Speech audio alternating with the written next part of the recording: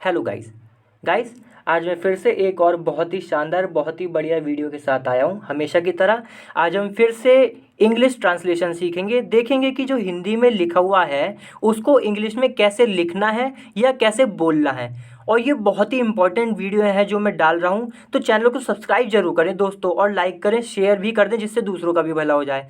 क्योंकि ये जो वीडियो है ना, ये बहुत इंपॉर्टेंट है। इसमें रूल वगैरह की तो मैं कोई बात ही नहीं करता ज़्यादा, आपको इतने सिंपल तरीके से सिखाता हूँ और पता भी नहीं चलते। कई बार तो हमने कितने रूल सीख लिए, इतने हल्के से मैं बताता हूँ कि बहुत ही आसान लगे।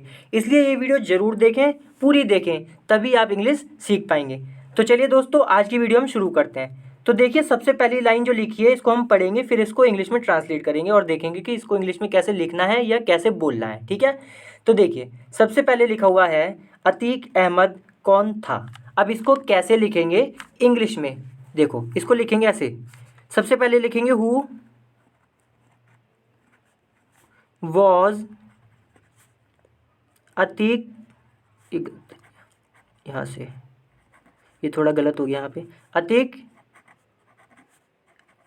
अहमद, बस इतना सा हो गया। फिर ये क्वेश्चन मार्क। अब देखो कितना आसानी से, अतीक अहमद कौन था, वो हु वॉज अतीक अहमद। इसको हम इंग्लिश में बोलेंगे ऐसे। हिंदी में तो ये था अतीक अहमद कौन था, इंग्लिश में who was Atiq Ahmed. Who पहले लगाना पड़ता, फिर वॉज, फिर जिसके बारे में पूछना उसका नाम। ठीक है, चलिए अब अगली लाइन देखते हैं। अगली लाइन है अतीक अहमद एक गैंगस्टर था। इसको कैसे कहेंगे, इसको कहेंगे, इसको ऐसे लिखेंगे Atiq Ahmed was a gangster. Gangster यानी कि अतीक अहमद एक गैंगस्टर था। फिर क्या लिखा है, और फिर बाद में। अब इसको कैसे लिखेंगे, और फिर बाद में के लिए हम लिखेंगे एंड, और का मतलब एंड, फिर बाद में के लिए हम लिखेंगे एंड देन लेटर। मैं ये समझाता हूँ फिर से, देखो एंड का मतलब फिर, सॉरी एंड का मतलब और, फिर बाद में यानी कि देन लेटर। ठीक है, तो Atiq Ahmed was a gangster and then later बाद में ये एक राजनेता भी बन गया या राजनेता भी बना। ठीक है, तो इसको कैसे लिखेंगे, देन लेटर ही यानी कि वह, यानी कि अतीक अहमद, ही बिकेम। देखो यहाँ पे बिकम की सेकंड फॉर्म आएगी बिकेम, क्योंकि बात बीत चुकी है। ठीक है, तो he became a politician, politician मतलब राजनेता, पॉलिटिशियन। ठीक है, तो ही देन, सॉरी देन, वो sorry and then later he became a politician.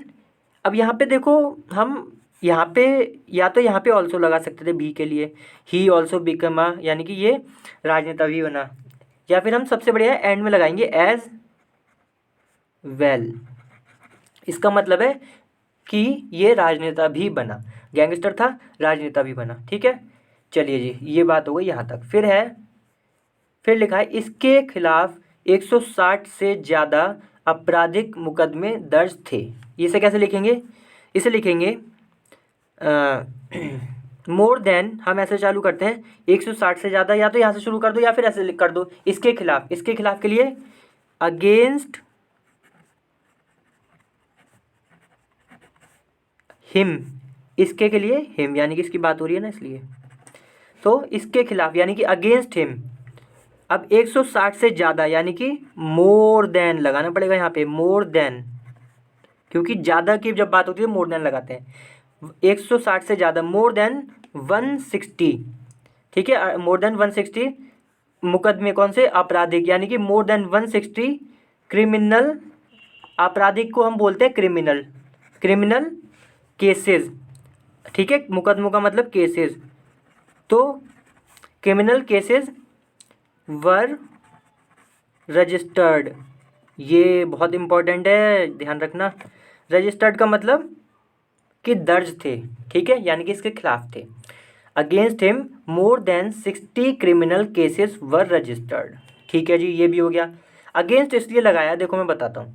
जब हम कुछ केस की बात करते हैं, फाइल केस वगैरह हो या FIR हो, तो उसके साथ अगेंस्ट लगता है कि किसके खिलाफ करी गई है, भाई इसके खिलाफ करी गई है, ऐसे, ठीक है। तो अगेंस्ट हिम यानी कि उसके खिलाफ मोर देन 160 क्रिमिनल केसेस, यानी कि 160 से ज़्यादा क्रिमिनल केसेस वर रजिस्टर्ड, यानी कि एक तरीके से आप समझे लिखे हुए थे, केस चल रहे थे, यानी कि रजिस्टर में थे। ऐसे बोलना बिल्कुल कठिन हो जाता है, आप यही समझे कि इसके खिलाफ थे, ठीक है। फिर क्या लिखा हुआ है, दस्ती, और उसने जेल से कई चुनाव में हिस्सा भी लिया। ये बहुत इंपॉर्टेंट है, देखो इसको कैसे लिखेंगे, and he,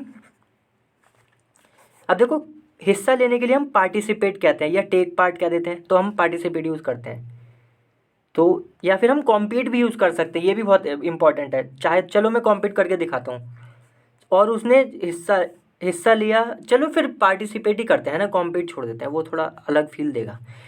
and he participated, अब यहाँ पे आएगी सेकंड फॉर्म, पार्टिसिपेटेड, पार्टिसिपेट का मतलब होता है हिस्सा लेना, पार्टिसिपेटेड क्यों करा, क्योंकि सेकंड फॉर्म है।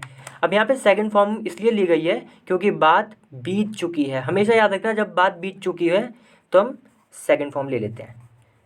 फिर क्या हुआ, मुकदमे दर्ज किए, उसने जेल से कई चुनाव में भी हिस्सा लिया। अच्छा, ही पार्टिसिपेटेड इन, चुनाव का मतलब इलेक्शन, इन कई के लिए लगाते हैं हम मैनी, ठीक है, इन मैनी इलेक्शंस, ऐसे लिखते हैं, ये बहुत important. He participated in many elections as well, फिर से हम लगा देंगे एज वेल यानी कि भी, एज वेल का मतलब होता है भी, ठीक है।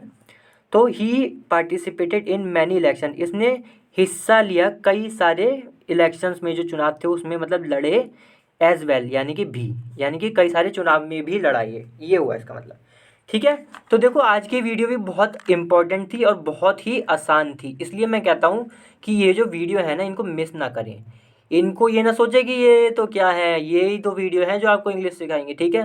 तो चलिए अगली बार फिर से मिलते हैं किसी और अच्छी वीडियो के साथ, तब तक के लिए बाय।